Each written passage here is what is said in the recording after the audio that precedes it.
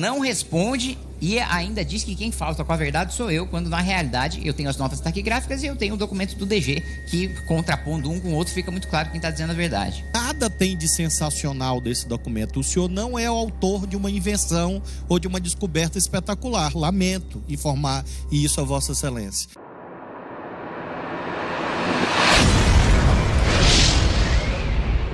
Eu já enfrentei criminoso com fuzil e sei o que é trocar tiro com vagabundo, sei o que é perder um colega de trabalho, sei o que é ir no cemitério e ver a família de um policial chorando e vocês do Direitos Humanos não fazem nada. Deus, pátria, família e liberdade. De fazer questionamentos muito diretos e objetivos, né, dado o pouco tempo que nós temos, né, com base aí nos decretos 48056 de 60 e 51332 de 61, questionar o ministro por que, sabendo das intenções dos invasores de tomar o poder e de enfrentar as forças policiais, e a recomendação que o senhor fez ao GDF foi apenas de impedir a circulação de ônibus. Por que, sabendo da gravidade do caso, Vossa Excelência não sugeriu impedir a passagem de pessoas? E por que o ofício ao GDF, né, afirmou que o seu ministério estava monitorando a situação com as forças prontas para agir, mas essas forças não agiram? Por que esse monitoramento não foi efetivo, né, já que o próprio Ministério da Justiça afirmou que sabia de tudo que estava acontecendo, né? Também queria saber por que o batalhão de guarda presidencial foi dispensado 20 horas antes do atentado, quando ele já estava de prontidão no dia 7, ou seja, foi diminuída deliberadamente a segurança do Palácio do Planalto do dia 7 para o dia 8, 20 horas antes do ataque. Para além disso, havia também a possibilidade da ativação do Plano Escudo, que permite também o uso de forças federais para preservar os prédios do Poder Executivo sem a necessidade da implementação da garantia da GLO, da garantia da lei e da ordem, né? E porque apenas no início da tarde, quando o confronto foi identificado, o Comando Militar do Planalto reenviou o pelotão por iniciativa própria, sem a participação de nenhum ministério, pelo próprio comando ter percebido da gravidade da invasão. Por que ele teve que tomar a iniciativa sozinho se o próprio Planalto já sabia de tudo aquilo que ia acontecer? Esses são meus questionamentos, ministro. Bem, o ofício a que o senhor alude foi encaminhado ao GDF na noite do dia 7. Foram 2 ofícios, em verdade 3 ofícios encaminhados na noite do dia 7. O senhor está olhando apenas um. Todos os outros ofícios que foram protocolados, por que no GDF? Porque nós não podemos fazer intervenção federal preventiva. O nosso governo respeita a Constituição. Então, nós não podemos passar por cima dos governadores. Eu já respondi isso ao senhor na CCJ. Infelizmente, depois o senhor fez uns vídeos na internet, dizendo que eu havia mentido, etc. Eu, olhando no seu olho, eu afirmo ao senhor que eu não sou do tipo que mente, nem para o senhor, nem para ninguém. Por isso que eu tenho altivez e coragem, porque meu escudo é a verdade, sempre.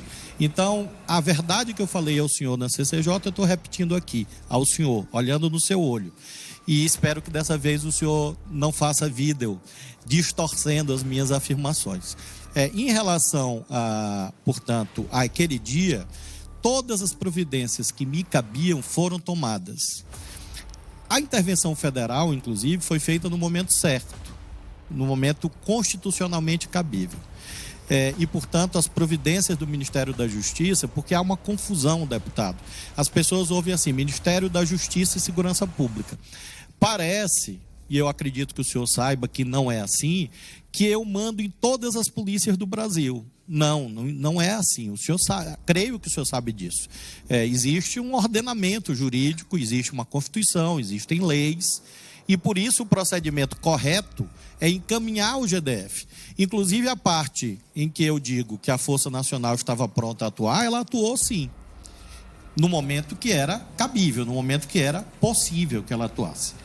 Em relação às perguntas sobre Exército, Forças Armadas, eu lamento ao senhor que eu não posso informar, porque está fora das minhas atribuições. Eu creio que o senhor sabe que as Forças Armadas não são vinculadas ao Ministério da Justiça e creio que o senhor sabe que o GSI também não é vinculado ao Ministério da Justiça. Então, eu sou convidado para falar das minhas atribuições. Não que eu não queira falar, mas é que eu não tenho conhecimento. E eu só posso falar, na medida que o escudo é a verdade, eu só posso falar daquilo que eu tenho conhecimento. Então, nesses casos, por que o Exército, por que o Batalhão da Guarda Presidencial, por que o GSI, realmente é algo que está externo ao Ministério da Justiça, e eu não poderia saber naquele momento, eu não poderia prever, minha bola de cristal não existe, e por isso eu não poderia saber o que se passava em outro ministério, em outro lugar, que não o ministério que eu comando.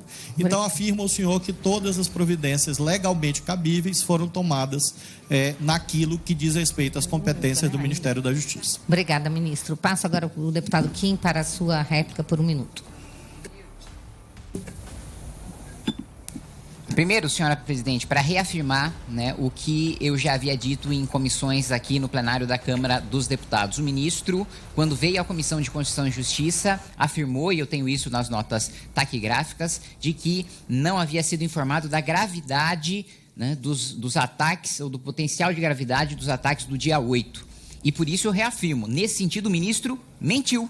Ele recebeu, sim, do delegado-geral da Polícia Federal do Ministério da Justiça, a intenção de enfrentamento das forças de segurança, a intenção de tomada de poder e a intenção de você ter o vandalismo nos 3 poderes. E, mais uma vez, eu não falei sobre intervenção federal em nenhum momento, né? O ministro desviou da pergunta que eu fiz, eu falei sobre o batalhão de guarda presidencial. E o outro ponto, eu perguntei também por que ele não fez a sugestão de bloqueio de circulação de pessoas. Ele falou, não foi um decreto, foram 3. Tá, mas por que nenhum dos 3 tinha um bloqueio de circulação de pessoas? Então, mais uma vez, o ministro não responde. Para concluir sua frase, deputado. Não responde e ainda diz que quem falta com a verdade sou eu, quando na realidade eu tenho as notas taquigráficas e eu tenho o documento do DG, que contrapondo um com o outro fica muito claro quem está dizendo a verdade. Obrigado, deputado. Ministro. Esse documento que o senhor publicou nas redes sociais como uma revelação sensacional, e eu nem entendi, porque já havia sido publicado na imprensa, e eu não entendi onde estava a revelação sensacional. É o documento que eu sempre afirmei que eu recebi, o único. Eu sempre disse. Por que eu sempre disse? Porque eu recebi e encaminhei à autoridade competente.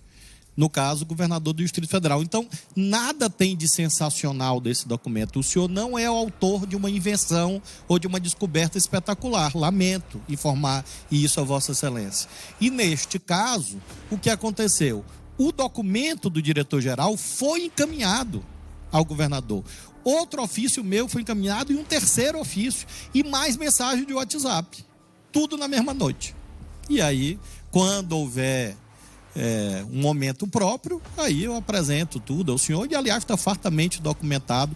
Então, não há mentira, não há omissão. Há só o sono dos justos e a verdade de quem caminha com ela ao lado. Em 33 anos de vida pública, graças a Deus, com a ficha limpa. E assim vai continuar.